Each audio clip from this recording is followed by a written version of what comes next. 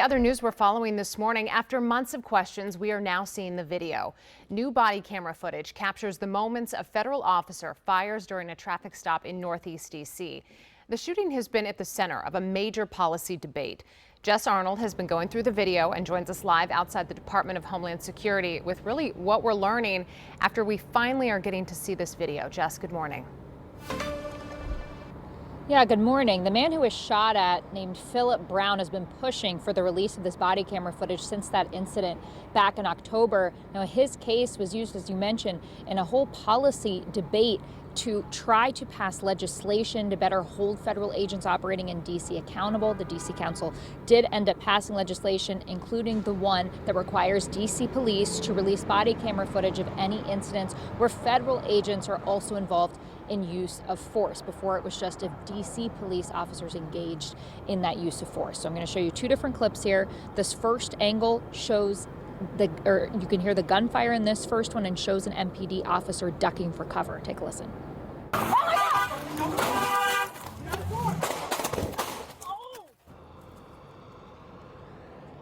Philip Brown was accused of fleeing a traffic stop on Benning Road Northeast. Police say Brown was originally pulled over for having tinted windows and a missing front tag. They say during the traffic stop, Brown hit the back of the vehicle in front of him. A Homeland Security investigations agent fired multiple times hitting the vehicle, but none of the shots hit Brown. We know at least two D.C. officers and an HSI agent approached him during this traffic stop. Now, this next clip is from a different MPD officer's body camera. You're going to hear law enforcement tell Brown to get out of the car and see them surround him. Get on the ground! I'm on the ground, baby. Who else is in the car? Nobody's in the car. Nobody's in the car. What do y'all do? Don't move. What the is wrong? Whoa! What the just happened? A judge dismissed the charges against Brown after learning that one of two police reports filed did not mention that a federal officer had fired their gun. The U.S. Attorney's Office also declined to prosecute that federal agent because no one was struck by the bullets.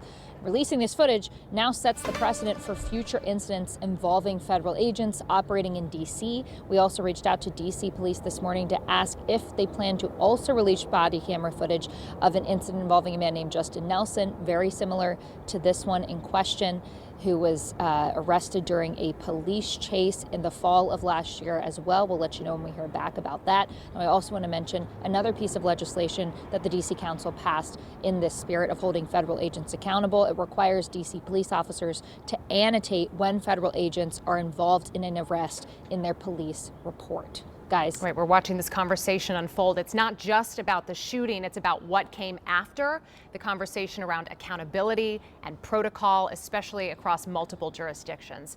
Jess Arnold reporting for us this morning. Thank you.